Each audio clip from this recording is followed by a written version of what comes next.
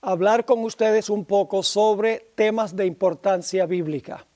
Antes de entrar a nuestro estudio, queremos pedir la bendición de Dios, así que les invito con reverencia a inclinar sus rostros y vamos a elevar una plegaria a nuestro Señor. Padre Celestial, venimos ante tu trono sabiendo que nuestra sabiduría es insuficiente para entender las grandes cosas de Dios. Por eso solicitamos tu presencia por medio de tu Santo Espíritu y tus ángeles. Ilumina nuestras mentes y abre nuestros corazones para que podamos comprender y recibir tu palabra. Gracias, Padre, por escuchar esta oración, porque te lo pedimos en el precioso nombre de Jesús. Amén. Durante el transcurso de estos temas hemos estado estudiando el gran conflicto universal entre el bien y el mal. Y nos hemos dado cuenta que es un conflicto universal, porque el conflicto comenzó no en la tierra, sino en el cielo. Después que el mal entró al cielo, luego penetró a la tierra. Nos hemos dado cuenta en los estudios hasta ahora que Dios resuelve este problema universal del pecado, tomando ciertos pasos en el santuario para resolver este problema terrible que ha afligido al universo. Hasta ahora hemos estudiado que el Señor Jesucristo vino a esta tierra, a nuestro campamento. Y el propósito por el cual vino al campamento del santuario, para habitar en medio de nosotros, fue para enfrentarse a la tentación y vivir una vida perfecta, sin pecado. Luego el Señor Jesucristo fue a la cruz del Calvario. Y en la cruz del Calvario cargó los pecados de todos los seres humanos. Sufrió la pena, sufrió el castigo que nos pertenece a nosotros, que pertenece a todos los seres humanos. Luego en el lavacro el Señor Jesucristo resucitó de los muertos para luego entrar en otra obra, su obra intercesora en el lugar santo del santuario. Es decir, el santuario ilustra los pasos que toma Dios a través de Jesús para resolver el problema universal del pecado.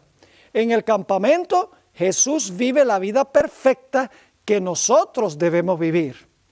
En el altar del sacrificio, el Señor Jesucristo muere la muerte que nosotros debemos sufrir. Luego el Señor Jesucristo resucita para poder entrar al cielo, al lugar santo, para interceder por nuestros pecados. Hemos visto que la obra que desempeña Jesús en el campamento y en el atrio es una obra para todos los seres humanos que jamás hayan vivido. Mientras que su obra en el lugar santo, su obra intercesora, es solo para aquellos que se arrepienten, confiesan su pecado y muestran confianza en Cristo Jesús, bautizándose, enterrando sus pecados en las aguas bautismales. Pero en estos momentos vamos a hablar de la obra siguiente de Jesús. Vamos a hablar de la obra del Señor Jesucristo en el lugar santísimo del santuario. La obra del lugar santísimo tiene que ver con el juicio. Es a donde el Señor Jesucristo desempeña una obra de juicio. Así que hemos visto varias funciones de Jesús. Lo hemos visto como el Cordero sin mancha en el campamento. Lo hemos visto como el Cordero que es inmolado y muere en el altar del sacrificio. Lo vemos como el que resucitó en la fuente. Ya lo hemos visto como el que comienza su obra intercesora en el cielo y continúa durante toda la dispensación cristiana. Ahora queremos movernos con Jesús al lugar santísimo del santuario, a donde Jesús va a desempeñar una obra de juicio. Ahora, debo decir que en el lugar santísimo del santuario se encuentran todas las verdades distintivas de la Iglesia Adventista del Séptimo Día. Es decir, ahí se encuentran las doctrinas que especialmente nos distinguen a nosotros de todas las demás iglesias. Porque en el lugar santísimo estaba el arca del pacto y dentro del arca del pacto estaba la santa ley de Dios. Esa ley que los adventistas enseñan que todavía hasta el día de hoy está vigente. En la ley de Dios, en todo el centro de la ley de Dios, se encuentra el mandamiento del sábado. Es decir, en el lugar santísimo, dentro del arca, están los 10 mandamientos que los adventistas enseñan que todavía están vigentes, porque allá están. Y en el centro de los 10 mandamientos, en el arca del pacto, se encuentra el santo sábado, el día que los adventistas enseñan que se debe guardar. Según nos dice el libro de Hebreos, también había un pote de maná allí en el arca. Es que cuando uno examina las historias del maná en el Antiguo Testamento, está relacionado el maná con la observancia del sábado y también con la importancia de cuidar la salud, porque Dios le dio maná al pueblo de Israel para que ellos vivieran una vida saludable, una vida que tuviera todo lo necesario para buena salud física, mental y espiritual. También en el lugar santísimo se encuentra la doctrina del juicio investigador. Esa es una doctrina característica de la iglesia, porque en el lugar santísimo es que se desempeña una obra de juicio. Por eso los adventistas enseñan que la hora de su juicio ha llegado y apuntamos hacia el lugar santísimo donde se empeña la obra de juicio. También en el lugar santísimo se encuentra una doctrina muy interesante, y es que cuando una persona muere, queda muerta hasta el momento de la resurrección. Eso lo vamos a estudiar un poco más detenidamente en el transcurso de nuestro tema. Pero también encerrado allí en el lugar santísimo se encuentra el concepto de que una persona cuando muere queda muerta, y entonces cuando Cristo venga lo va a resucitar después de haber examinado el caso de esa persona en el juicio en el lugar santísimo del santuario. Ahora, hemos visto antes que el juicio consta de 3 pasos específicos. En primer lugar, se investiga el caso. Luego, en segundo lugar, después que se ha investigado el caso, se pronuncia la sentencia. Y luego entonces llega el momento en que la sentencia se implementa o la sentencia se ejecuta. Debo decir que cuando Jesús comenzó su obra como juez en el lugar santísimo del santuario, no suspendió su obra intercesora, porque Jesús continúa intercediendo, pero añade una función, que es la función de juez. Ahora, queremos notar que, como estudiamos en nuestro último tema, el servicio diario, que era un servicio que se desempeñaba día tras día tras día, tenía como propósito perdonar los pecados de los pecadores. En 1 de Juan, el capítulo 1 y el versículo 9 nos habla sobre este aspecto del plan de salvación. Dice allí en 1 de Juan 1:9, si confesamos nuestros pecados, Él es fiel y justo para perdonar nuestros pecados y limpiarnos de toda maldad. Esto se ilustraba en el servicio del santuario de la siguiente manera. Un israelita, según Levítico 4 y 5 y otros sitios de la Biblia, traía un animal, colocaba sobre la cabeza de ese animal la mano y luego confesaba su pecado sobre la cabeza del animal. De esa manera el pecado era transferido del pecador a la víctima. Es decir, el pecador quedaba por lo menos exonerado del pecado, perdonado del pecado, y ahora la víctima tenía el pecado. Luego el sacerdote sacrificaba a la víctima y entonces llevaba la sangre que llevaba la mancha de pecado, llevaba el registro del pecado e introducía el pecado en el santuario, rociando la sangre en el santuario. De esa manera el pecado era transferido del pecador a la víctima y luego a través de la sangre de la víctima al santuario. El pecado de esa manera era transferido del pecador al santuario. Ahora, ¿qué quiso enseñar Dios con esto? Quiso enseñar lo que estudiamos en nuestro último tema. Cuando una persona se arrepiente, confiesa su pecado y confía en Cristo Jesús como su Salvador y se bautiza, sus pecados son perdonados. y la persona es inscrita en el libro de la vida. En este momento no se evalúa la sinceridad del arrepentimiento de la persona. Dios sencillamente acepta lo que la persona dice, que se arrepintió, que confesó, que confía en Jesús. En ese momento no se analiza si el arrepentimiento es genuino o no. Es en el juicio que se va a demostrar si la persona en verdad se arrepintió y confesó su pecado más bien que meramente admitirlo. Ahora, una pregunta que siempre surge es esta. ¿Cómo es que en el cielo puede haber un lugar santísimo que está contaminado con el pecado? ¿Cómo algo santísimo puede estar contaminado? Y por eso algunas personas dicen es imposible que el santuario celestial haya que purificarlo, porque si hubiese que purificarlo está contaminado y en un lugar santísimo no puede haber contaminación. El problema con este argumento es que está basado en la lógica y no está basado en la Sagrada Escritura. Fíjense que la Biblia nos dice en 2 Corintios, el capítulo 5 y el versículo 21, al que no conoció pecado, el Señor Jesús, Dios lo hizo pecado. Es decir, Jesús era sin defecto, santo, perfecto, inmaculado, y sin embargo se le imputó el pecado. Una persona santísima, pero con el pecado imputado. De la misma manera, en el cielo, el lugar santísimo, se le imputan los pecados que entran al santuario después que el pecador ha sido perdonado. El pecado pertenece al santuario, como el pecado no le perteneció a Jesús. El pecado le fue imputado a Jesús y el pecado es imputado al santuario cuando es transferido del pecador a la víctima y a través de la sangre al santuario. No obstante, como Jesús tenía el pecado sobre sí mismo por imputación, en el lugar santísimo el pecado está registrado por imputación. La Biblia nos enseña que hay que purificar el santuario. Por ejemplo, en Daniel 8:14 dice hasta 2300 días y el santuario será purificado. Es decir, el santuario celestial hay que purificarlo.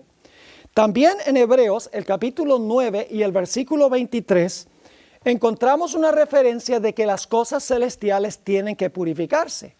Dice allí en Hebreos 9:23, fue pues necesario que las figuras de las cosas celestiales, ese es el santuario terrenal, el lugar santísimo del santuario terrenal, es necesario que las figuras de las cosas celestiales fuesen purificadas así.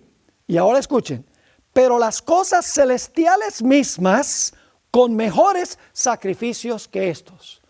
Es decir, las cosas terrenales eran purificadas con sacrificios. Pero dice aquí que las mismas cosas celestiales tenían que ser purificadas con mejores sacrificios que los del Antiguo Testamento. Y esos mejores sacrificios en realidad se refieren a la sangre preciosa de Cristo Jesús. Pero alguien preguntará, ¿por qué es necesario hacer un juicio? ¿Por qué es necesario investigar los casos de los que han metido los pecados al santuario para determinar si su arrepentimiento fue genuino y si su confesión fue genuina y si su fe en Cristo Jesús fue en verdad fe y no solamente una creencia intelectual? ¿Acaso Dios no sabe ya todas las cosas? El propósito, mis queridos amigos, del juicio no es informar a Dios, porque Dios ya sabe todo lo que la gente ha hecho. Dios es omnisciente, conoce el fin desde el principio. El asunto es que Satanás dice, si todos son pecadores, ¿por qué es que Dios salva a algunos mientras que condena a otros? ¿Por qué, por ejemplo, salva a David, quien fue un adúltero y un asesino, y salva a Saulo de Tarso, que fue culpable de encarcelar a muchos cristianos y de la muerte de otros cristianos, inclusive de la muerte de Esteban? ¿Cómo es que Dios va a permitir que Saulo de Tarso y David, que cometieron estos pecados, entren al cielo y que no permita que otros entren al cielo también. El propósito del juicio es demostrarle a los seres celestiales que Dios actuó bien en cada caso de cada persona. El propósito del juicio es revelar ante el universo si el arrepentimiento y la confesión y la fe en Jesús fueron genuinos o fueron en realidad una falsificación, porque hay muchos que profesan ser cristianos que posiblemente inclusive llevan una vida moral, pero que no han entregado en realidad su vida a Cristo Jesús. Les ilustro lo que estoy diciendo.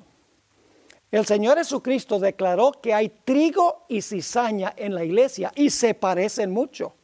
Se parecen mucho hasta el mero final. El trigo representa creyentes verdaderos. La cizaña representa aquellos que profesan servir a Jesús, pero son creyentes falsos. La red del evangelio que se tira recoge peces buenos y malos. La red representa la predicación del evangelio. El barco a donde se meten los peces representa la iglesia.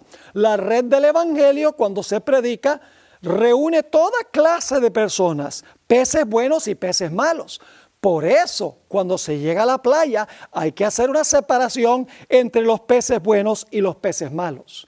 Jesús dijo que hay vírgenes sabias y vírgenes fatuas. Ambos grupos profesaban creer, porque ambos grupos tenían lámparas y la lámpara representa la Biblia. Ambos grupos de vírgenes tenían algo de aceite, pero las vírgenes sabias tenían una cantidad suficiente de aceite para la crisis. En Mateo 22 dice que en la sala matrimonial se reúnen buenos y malos. Ustedes pueden leerlo allí en Mateo, el capítulo 22. El Señor Jesucristo declaró que muchos iban a profesar su nombre, pero Él no los iba a reconocer. Jesús declaró en Mateo 7 que algunos iban a decir en aquel día: Señor, Señor, ¿no echamos demonios en tu nombre? Señor, Señor, ¿no hicimos milagros en tu nombre? Señor, Señor, ¿no echamos demonios en tu nombre? Esta gente profesó seguir a Jesús porque lo está haciendo en el nombre de Jesús. Pero dice allí que Jesús declara: nunca os conocí, apartaos de mí, obradores de maldad. El apóstol Pablo dijo que iba a haber en la iglesia gente que iba a tener la apariencia de piedad, pero que no iba a tener en su vida el poder de la piedad. Inclusive el apóstol Pablo declaró claramente que hay ministros inclusive que se disfrazan como ministros de justicia cuando no son ministros de justicia. Y el apóstol Pablo declaró que en las iglesias iban a entrar lobos rapaces disfrazados de ovejas que iban a engañar a muchas personas en la iglesia. Es decir, en la iglesia hay personas que supuestamente se han arrepentido, han con su boca confesado su pecado, han dicho: yo confío en Jesús, pero no todos son genuinos. Hay genuinos y hay falsos. El proceso del juicio antes de la segunda venida es hacer una distinción entre los que son verdaderos creyentes y los que no son verdaderos creyentes. Quiero leer una cita que encontramos en El Conflicto de los Siglos, página 474. Dice: y así como la purificación de lo terrenal, es decir, del santuario terrenal, se efectuaba quitando los pecados con los cuales había sido contaminado, así también la purificación real de lo celestial debe efectuarse quitando o borrando los pecados registrados en el cielo. Es decir, los pecados que entraban al santuario en el Antiguo Testamento, que contaminaban el santuario, en el día de expiación tenía que sacarse para purificar el santuario. Está diciendo la escritora que lo mismo sucede con el santuario celestial, pero en realidad, no en símbolo. Los pecados que han entrado por la sangre de Cristo, hay que purificar el santuario y hay que sacarlos del santuario. Sigue diciendo la cita: pero antes de que esto pueda cumplirse, antes de limpiar los pecados del santuario, deben examinarse los registros para determinar quiénes son los que, por su arrepentimiento del pecado y su fe en Cristo, tienen derecho a los beneficios de la expiación cumplida por Él. ¿Ve? Esto es venir al banco. Se va a demostrar quién en realidad tenía derecho de venir al banco para apropiarse de la vida perfecta de Cristo y de su muerte por el pecado. Sigue diciendo, la purificación del santuario implica por lo tanto una obra de investigación, una obra de juicio. Esta obra debe realizarse antes de que venga Cristo para redimir a su pueblo. Pues cuando venga, su galardón está con Él para que pueda otorgar la recompensa a uno según haya sido su obra. Es claro, la investigación tiene que realizarse antes que Jesús venga, porque cuando Jesús venga va a traer el galardón. Pero para traer el galardón tiene que haber decidido de antemano en el juicio cuál va a ser el galardón. Entonces, el propósito del juicio no es informar a Dios, sino es revelarle a todos los seres del universo que Dios actuó correctamente en cada caso de las personas que profesaron el nombre de Cristo Jesús. Ahora necesitamos preguntarnos, ¿cuándo comenzó el juicio? La Biblia nos dice cuándo comenzó. No comenzó en los días del apóstol San Pablo. Notamos en Hechos 17, 30 y 31 que en los días de Pablo el juicio todavía era futuro. Dios había establecido un día para juzgar y ese día es el día de la expiación. Dice allí en Hechos 17, 30 y 31, pero Dios, habiendo pasado por alto los tiempos de ignorancia, ahora manda a todos los hombres en todo lugar que hagan ¿qué cosa? Que se arrepientan. Es decir, ahora todos los hombres tienen que arrepentirse, confesar sus pecados y creer en Jesús. ¿Por qué razón? Versículo 31. Por cuanto ha establecido un día en el cual juzgará, futuro, en el cual juzgará al mundo con justicia. Por aquel varón, está hablando de Jesús, por aquel varón a quien designó, dando fe a todos con haberle levantado de los muertos. Sabemos que este juicio se inicia después del año 1798. Y alguno dirá, pastor, ¿cómo sabe usted que este juicio se inicia después de 1798? La razón es muy sencilla. No tenemos tiempo de estudiar toda la profecía de Daniel 7, así que les voy a relatar la secuencia de eventos. Encontramos en Daniel 7 4 bestias, un león, un oso, un leopardo y un dragón. Esas 4 bestias representan los 4 reinos que gobiernan desde el tiempo de Babilonia donde vivió el profeta Daniel. Es decir, tenemos a Babilonia, Medo-Persia, Grecia y el Imperio Romano. Luego le salen a ese dragón o a esta bestia terrible 10 cuernos. Eso significa que el Imperio Romano se dividió en 10 reinos en el 176. Luego dice que se levanta un cuerno pequeño entre los 10. Y ese cuerno pequeño gobierna por 1260 años. Es un poder romano porque sale de la cabeza de la 4ª bestia que representa Roma. Es decir, nos hemos movido desde Babilonia a Medo-Persia, a Grecia, al Imperio Romano, el Imperio dividido y Roma papal que gobierna 1260 años desde el año 538 hasta el año 1798. Y luego ustedes pueden leer en Daniel 7. Inmediatamente después que el cuerno pequeño gobierna por 1260 años, dice que comienza juicio. Noten Daniel 7 y el versículo 9 y 10. Estuve mirando hasta que fueron puestos tronos y se sentó un anciano de días, ese es Dios el Padre, cuyo vestido era blanco como la nieve y el pelo de su cabeza como lana limpia. Su trono llama de fuego y las ruedas del mismo fuego ardiente. Un río de fuego procedía y salía de delante de él. Millares de millares le servían y millones de millones asistían delante de él. El juez se sentó y los libros fueron abiertos. Después que el cuerno pequeño gobierna 1260 años, dice, el juez se sienta y se abren los libros. Tiene que ser después de 1798. Y luego en los versículos 13 y 14 encontramos que una vez que el Padre se mueve para comenzar el juicio, luego el Señor Jesucristo se mueve para allá también. En el versículo 13 dice, miraba yo en la visión de la noche, y he aquí con las nubes del cielo, venía uno como un hijo de hombre. Y ahora escuchen, no viene el hijo del hombre a la tierra en este versículo. Dice, venía como un hijo de hombre que vino hasta el anciano de días. Es decir, el Padre se mueve a cierto lugar en el cielo y luego entonces después se mueve el Hijo del Hombre a ese mismo lugar para comenzar la obra de juicio. Y noten lo que sigue diciendo. Nuevamente el versículo 13, miraba yo en la visión de la noche, he aquí con las nubes del cielo venía uno como un hijo de hombre, que vino hasta el anciano de días y le hicieron acercarse delante de él. Y ahora escuchen a qué va el Hijo del Hombre a ese lugar.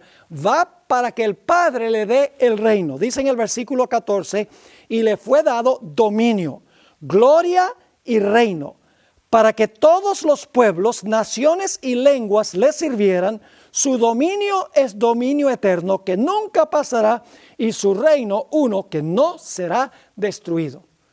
Ahora algunos se preguntará, ¿qué significa eso que Jesús fue a adquirir su reino? Generalmente pensamos de un reino como un área geográfica, es decir, como una región geográfica. Pero en realidad el reino de Cristo se compone de las personas que han aceptado a Cristo como Salvador personal.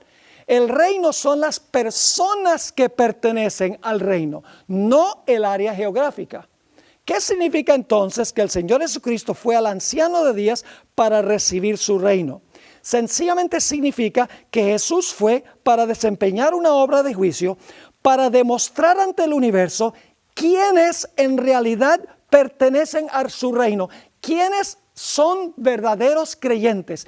Y cuando se hayan examinado todos los casos, el reino de Cristo estará completo, porque se habrá demostrado quiénes en realidad son los súbditos de su reino. Sabemos en otras profecías que el juicio comienza hacia el final de la historia. Por ejemplo, en el momento de la sexta trompeta de Apocalipsis, las trompetas relatan eventos en el desarrollo histórico de la iglesia. La sexta trompeta tiene que ser hacia el final. Fíjense lo que sucede en el marco de la sexta trompeta. El templo de Dios fue abierto en el cielo y el arca de su pacto se veía en el templo. Y hubo relámpagos, truenos, un terremoto y grande granizo. Noten que llega el momento bajo la sexta trompeta, hacia el final de la historia de la iglesia, en que se abre el lugar santísimo y se ve el arca del pacto. Eso sucedía solamente en el día del juicio de Israel, en el día de expiación. Ahora la Biblia nos dice qué año iba a pasar eso y nos dice también en qué día y qué mes. En Daniel 8:14 dice, hasta 2300 tardes y mañanas, luego el santuario será purificado. Los 2300 días comienzan en el año 457 a.C. Uno hacia adelante, 2300 días, y los días son años en las profecías, y llega uno hasta el año 1844. Pero hay una profecía que también nos dice qué día y mes iba a comenzar el juicio. Levítico 23:27 nos dice que el día de expiación en Israel se realizaba el 10º día del 7º mes. Y el 10º día del 7º mes, en 1844, caía el 22 de octubre. Así que sabemos que el juicio comienza el 22 de octubre de 1844. Se empieza allí a evaluar los casos de cada persona que profesó creer en Cristo. No se consideran los casos de los impíos, los que no son a Jesús. Esos casos no se consideran. Solamente se consideran los casos de los que profesaron recibir a Cristo Jesús. Entonces ya sabemos cuándo se iba a iniciar el juicio, el 22 de octubre de 1844. ¿A dónde se realiza este juicio? Ya nosotros lo notamos en Daniel 7. Dice que se realiza a donde está el anciano de días, a donde está Dios el Padre. Y Dios el Padre habita en el cielo. Por eso el Señor Jesucristo declaró que debemos orar: Padre nuestro que estás en el cielo. Este juicio se hace en el cielo mientras que los seres humanos viven en la tierra. En Apocalipsis 14, 6 y 7 nos dice: vi volar por en medio del cielo a otro ángel que tenía el evangelio eterno para predicarlo a los moradores de la tierra, a toda nación, tribu, lengua y pueblo. Fíjese que aquí hay un ángel predicando el evangelio. Y luego dice, diciendo a gran voz: temed a Dios y dadle gloria, porque la hora de su juicio ha llegado. Fíjense que el juicio comienza mientras se está predicando el evangelio. Esto significa que los que están siendo juzgados están en la tierra aún, porque Jesús todavía no ha regresado cuando se inicia el juicio. Ahora surge la pregunta: ¿quiénes van a ser juzgados? Esto lo mencioné antes, pero vamos a mencionarlo de nuevo. Los únicos que son juzgados son aquellos que profesaron el nombre de Cristo Jesús. Y ustedes dirán: pero pastor, ¿por qué solamente a ellos? ¿Por qué no se analizan todos los casos de los creyentes y los no creyentes? Hay una razón especial. Y es que el Señor Jesucristo, cuando regrese a este mundo en su segunda venida, se va a llevar al cielo a las personas que en verdad creen. Pero para podérselos llevar al cielo, de antemano tiene que demostrar en el juicio que Él tiene derecho de llevárselos al cielo. Con los impíos no hay ninguna urgencia, porque en la segunda venida los impíos no van a ser llevados al cielo, se van a quedar aquí, como vamos a estudiar. Así que ustedes notarán entonces que la urgencia de juzgar a los que profesaron el nombre de Jesús, a los creyentes, es porque cuando Cristo venga por segunda vez, el Señor Jesucristo va a llevarse a los creyentes fieles. Para eso tiene que haber revelado al universo de antemano que Él tiene derecho de llevárselos. Es decir, los que son juzgados son todos los que creyeron en Cristo. El apóstol Pablo en 2 Corintios 5 y el versículo 10, hablando de la iglesia de Corinto, es decir, de cristianos, porque es necesario que todos nosotros comparezcamos ante el tribunal de Cristo, para que cada uno reciba lo que haya hecho mientras estaba en el cuerpo, sea bueno o sea malo.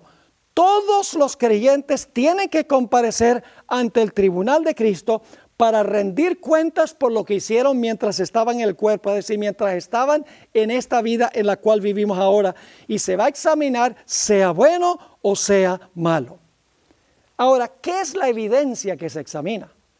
En realidad el hombre es salvo por gracia a través de la fe, pero será juzgado por obras, porque las obras demuestran si la fe fue genuina y verdadera. Una persona que tengo fe y no tiene obras, Santiago dice, en realidad no tiene fe. La fe se demuestra por las obras. Aunque el hombre es salvo por gracia a través de la fe, es una fe que obra, o si no, no es fe. Así que en el juicio se va a examinar la vida de cada persona. En el libro de Eclesiastés, el capítulo 12 y el versículo 13 y 14, encontramos claramente revelado esto. Dice el sabio Salomón, quien escribió este libro, inspirado por el Espíritu Santo: el fin de todo el discurso oído es este: teme a Dios y guarda sus mandamientos, porque esto es el todo del hombre. Y ahora escuchen por qué debemos temer a Dios y guardar sus mandamientos. Porque Dios traerá toda obra a juicio, juntamente con toda cosa encubierta, sea buena o sea mala. Nuestras malas obras también están registradas en el cielo, al igual que las buenas obras.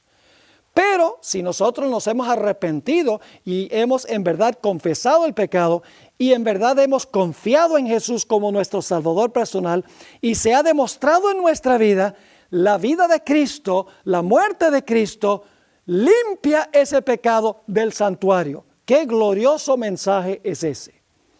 Ahora, vamos a estudiar un poco el proceso que se sigue en el juicio.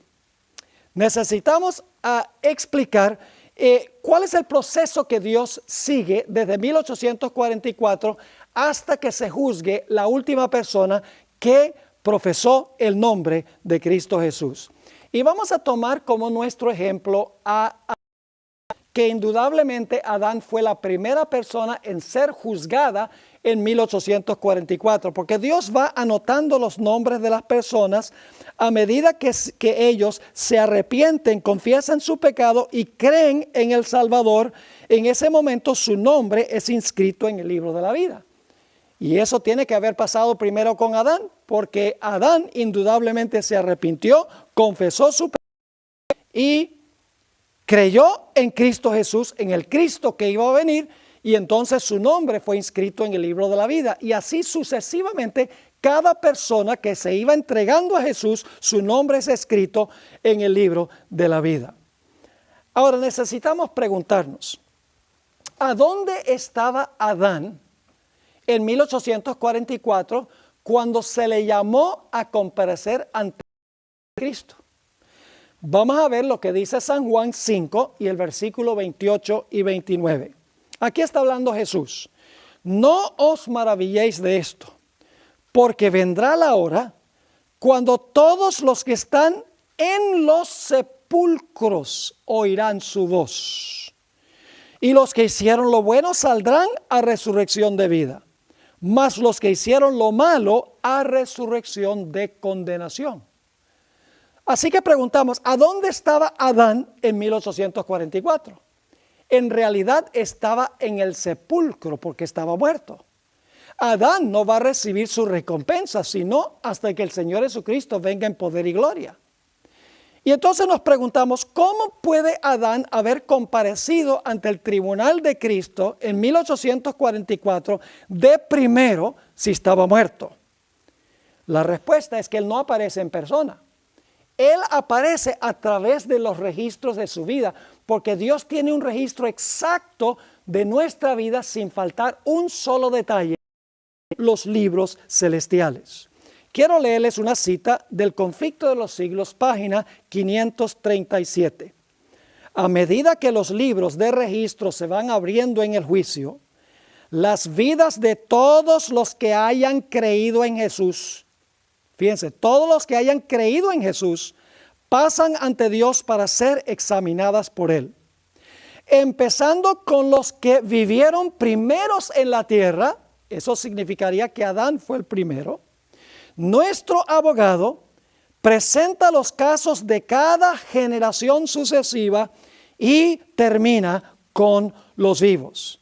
Y luego en la página 536, que es la página inmediatamente anterior, dice lo siguiente: los justos ya muertos no serán resucitados sino hasta después del juicio, en el cual habrán sido juzgados dignos de la resurrección de vida. No estarán presentes en persona ante el tribunal cuando sus registros sean examinados y sus causas falladas. Es decir, en el juicio no comparece la gente en persona, sino en el juicio comparece la persona a través del registro de su vida. Podríamos decir que Dios tiene un DVD de la vida de cada persona en este planeta, y en ese DVD se va a mostrar en el cielo el caso de cada uno de los que profesó creer en Cristo Jesús. Y entonces se va a demostrar si esa persona en verdad se arrepintió, en verdad confesó sus pecados, que legítimamente creyó en Jesús. En ese momento entonces la persona será pronunciada digna de vida, y cuando Cristo venga lo resucitará de los muertos, o si está vivo lo trasladará al cielo de entre los vivos. Ahora necesitamos entender algo muy importante, y es que el hombre, según la Biblia, tiene el espíritu. Muchas personas entienden incorrectamente lo que significa el espíritu. El espíritu no es otra persona que invisible, intangible, que habita dentro del cuerpo, que sale volando cuando una persona se muere. La Biblia no enseña ese concepto de que una persona invisible, infantasmal, está dentro de nosotros y cuando el cuerpo va al sepulcro, entonces el alma o el espíritu se va al cielo. Es un concepto bíblico. El espíritu son en realidad dos cosas. En primer lugar, significa la respiración que nosotros recibimos cuando nacimos. Empezamos a respirar. Es el espíritu de vida. Pero el espíritu es más que eso. El espíritu, a medida que yo vivo, porque estoy respirando, estoy desarrollando una identidad personal. Es decir, estoy escribiendo el registro de mi vida. Estoy desarrollando mi identidad personal o mi personalidad. Es decir, que ahora yo tengo, por así decirlo, un DVD de mi vida que yo estoy preparando cada instante de mi vida. Ahora, quiero leerles algunas citas muy interesantes que encontramos en los evangelios y luego una cita que encontramos en el comentario bíblico adventista. En Lucas 8, 52 al 56, está hablando de la hija de Jairo. Dice allí que había muerto, y leo ahora el relato. Y lloraban todos y hacían lamentación por ella. Pero él dijo, es decir, Jesús dijo, no lloréis, no está muerta, sino que duerme. Y se burlaban de él sabiendo que estaba muerta. Mas él, tomándola de la mano, clamó diciendo, muchacha, levántate. Y ahora escuchen con cuidado. Entonces su espíritu volvió e inmediatamente se levantó y él mandó que se le diese de comer. Noten, su espíritu volvió, no el espíritu. No solamente la capacidad de respirar, sino que esa niña recibió con la respiración el registro de su vida mientras ella estaba viva. En Hechos, el capítulo 7, 57 al 60, encontramos la historia del martirio de Esteban. Dice en cuanto a los judíos, entonces ellos, dando grandes voces, se taparon los oídos y arremetieron a una contra él, es decir, contra Esteban. Y echándole fuera de la ciudad le apedrearon. Y los pusieron sus ropas a los pies de un joven que se llamaba Saulo. Y apedreaban a Esteban. Mientras él invocaba y decía, Señor Jesús, recibe mi espíritu. No está diciendo solamente guarda mi respiración. Está diciendo guarda mi identidad personal. Guarda el registro de mi vida que me vas a devolver cuando me resucites de los muertos. Señor Jesús, recibe mi espíritu. Y puesto de rodillas, clamó a gran voz, Señor, no les tomes en cuenta este pecado. Y habiendo dicho esto, durmió. Podemos decir lo mismo de Jesús. En Lucas 23, 46 nos habla del momento en que Jesús murió. Y fíjense lo que dice allí en ese versículo. Entonces Jesús, clamando a gran voz, dijo, Padre, en tus manos encomiendo, noten, no dice el espíritu, en tus manos encomiendo mi espíritu. Y habiendo dicho esto, expiró. ¿Qué estaba diciendo Jesús? ¿Solamente estaba diciendo guarda mi respiración? No, estaba diciendo guarda el registro personal de mi vida, que cuando tú me resucites de los muertos, cuando me llames del sepulcro, me vas a devolver mi identidad personal con la capacidad para respirar. Ahora quiero leerles una cita muy extraordinaria en el comentario bíblico adventista, tomo 6, 1092 y 1093. Tremenda cita. La que escribió esto tenía solo 2 años y medio de educación primaria, pero ella entendía que el espíritu no solo es la respiración, sino es la identidad personal que va con la respiración. Dice lo siguiente, nuestra identidad personal será preservada en la resurrección. ¿Qué será preservado en la resurrección? Nuestra identidad personal. Sigue diciendo, nuestra identidad personal será preservada en la resurrección. Aunque no sean las mismas partículas de materia, ni la misma sustancia material que fue a la tumba. Dios no tiene que recuperar cada partícula de materia para darnos un cuerpo resucitado. Él puede hacer un cuerpo resucitado con materia mucho mejor, mucho más fina. Sigue diciendo aquí en esta cita, tremendo. Dice, las maravillosas obras de Dios son un misterio para el hombre. El espíritu, que es el carácter del hombre, vuelve a Dios y allí es preservado. ¿Qué es lo que es preservado? El carácter. El carácter se compone de todos los aspectos de la vida de la persona, sus palabras, sus acciones, sus pensamientos, sus emociones, el registro total y completo de su vida. El espíritu, el carácter del hombre, vuelve a Dios y allí es preservado. En la resurrección, cada hombre tendrá su propio carácter. ¿Qué sucedió entonces con Adán? En 1844, el primero en ser juzgado. Dios dijo, Adán, comparece ante mi tribunal. Adán estaba enterrado y desintegrado. Pero ahora los ángeles traen el registro de la vida de Adán. El registro que se hizo durante el tiempo que estuvo Adán vivo, sin faltar un solo pequeño detalle, una biografía completa. Y ahora se mira la vida de Adán ante todos los seres celestiales. Y Dios dice al jurado celestial, ustedes han visto el registro de la vida de Adán. ¿Será que Adán es uno de aquellos individuos que en verdad se arrepintió y confesó su pecado y confió en Jesús como su Salvador? Y de tal manera que yo puedo traérmelo al cielo cuando yo vaya allá en mi segunda. Y el jurado celestial va a decir, hemos visto el caso y nos damos cuenta que Adán en realidad se arrepintió, confesó su pecado, creyó y confió en Jesús. Así que todos esos pecados ahora los vamos a sacar del santuario, los vamos a limpiar del santuario. Y cuando le devolvamos a Adán su identidad personal, cuando resucite, no se le va a devolver ninguno de sus registros pecaminosos. Permítame darles un ejemplo de esto. Quiero que se imaginen una cámara de video.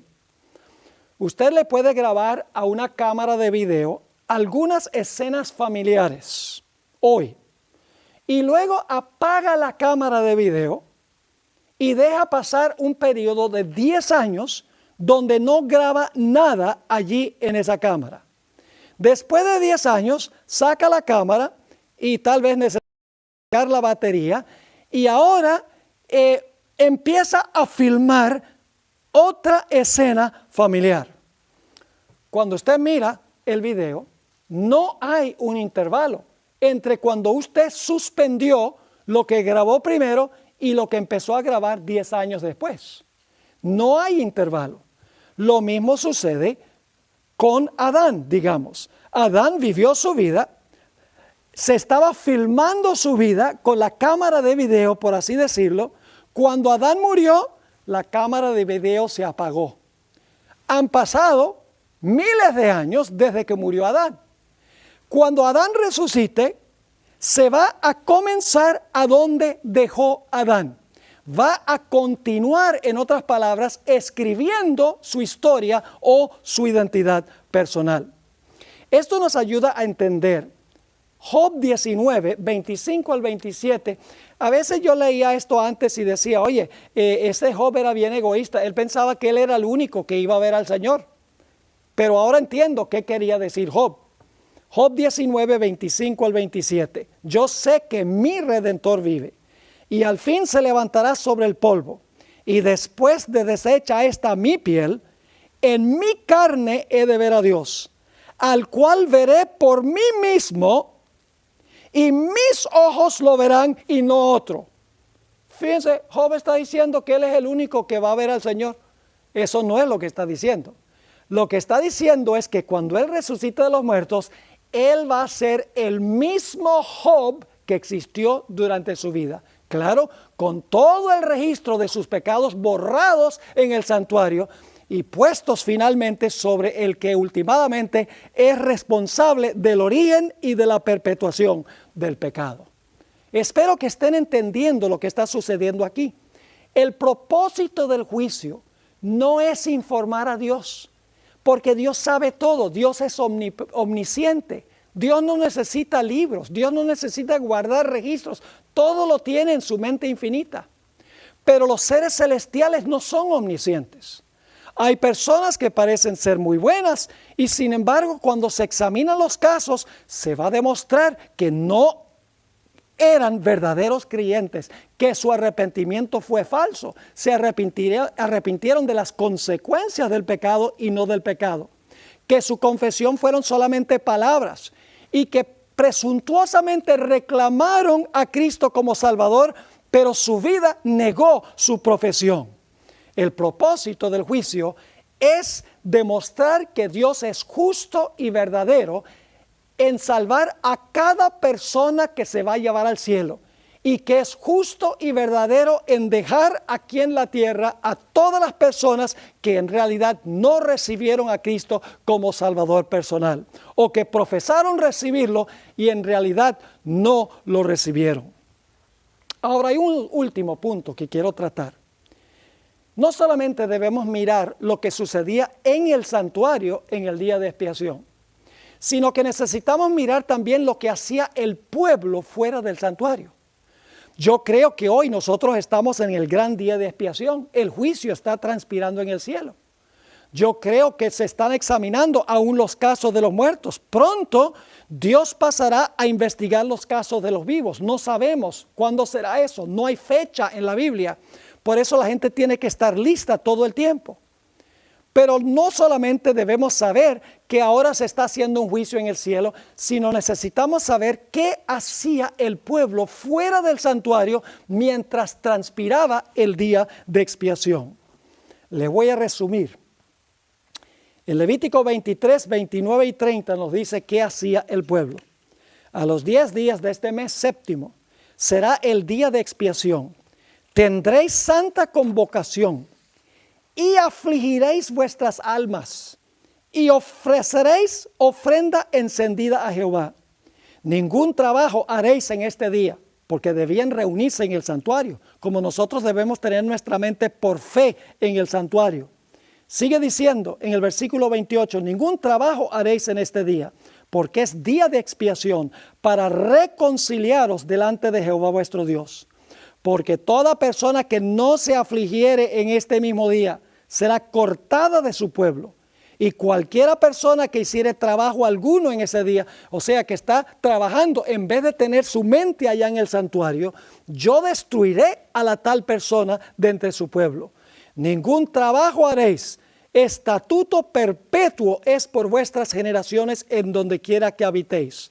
Día de reposo será vosotros y afligiréis vuestras almas, comenzando a los 9 días del mes, 9 días del mes en la tarde, de tarde a tarde guardaréis vuestro reposo o guardaréis vuestro sábado.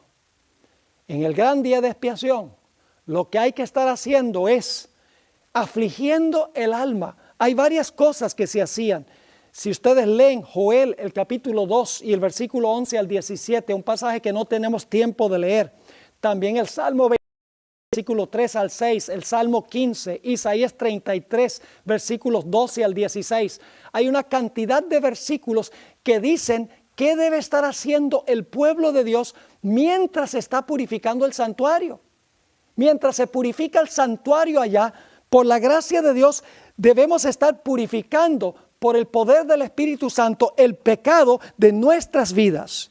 Quiero leerles, para terminar, una última cita que encontramos en el libro El conflicto de los siglos, páginas 680 y 681. Ahora, mientras que nuestro gran sumo sacerdote está haciendo propiciación por nosotros, debemos tratar de llegar a la perfección en Cristo.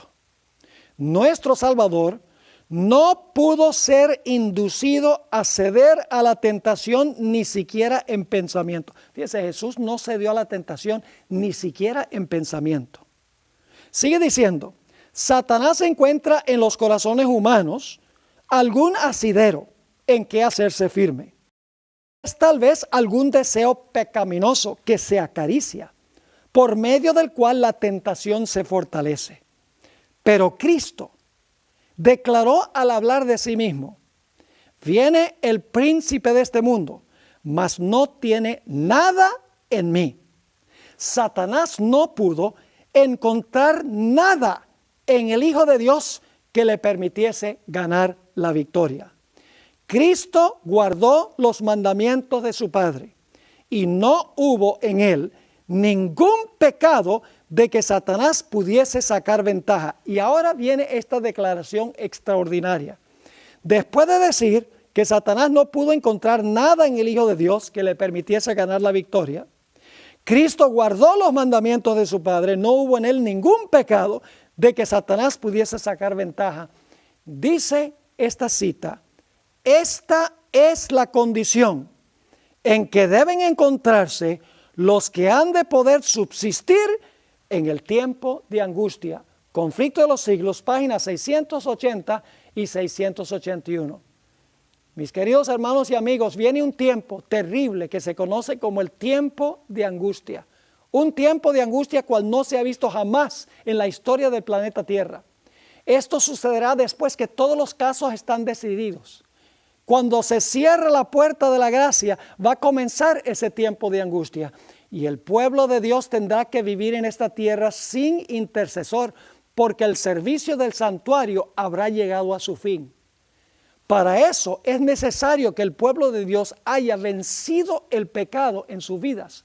Por el poder del Espíritu Santo es necesario que hayan fijado su carácter, preparándose para esa terrible crisis que sobrevendrá al mundo. En nuestro próximo tema vamos a estudiar sobre lo que significa vivir sin un intercesor. Vamos a hablar del momento cuando se cierra la puerta de la gracia, cuando concluye el servicio de Cristo en el lugar santísimo del santuario. Ya para ese momento ha demostrado quiénes pertenecen a su reino. Son los que van a pasar por el tiempo de angustia, los que están vivos. Y ahora el pueblo de Dios pasará por este terrible tiempo de angustia. Su fe será probada. Pero tanto la Biblia como el Espíritu de profecía nos dicen claramente que en medio de esta crisis, aunque Satanás quiere engañar inclusive a los escogidos, se mantendrán fieles y firmes a Dios durante este tiempo.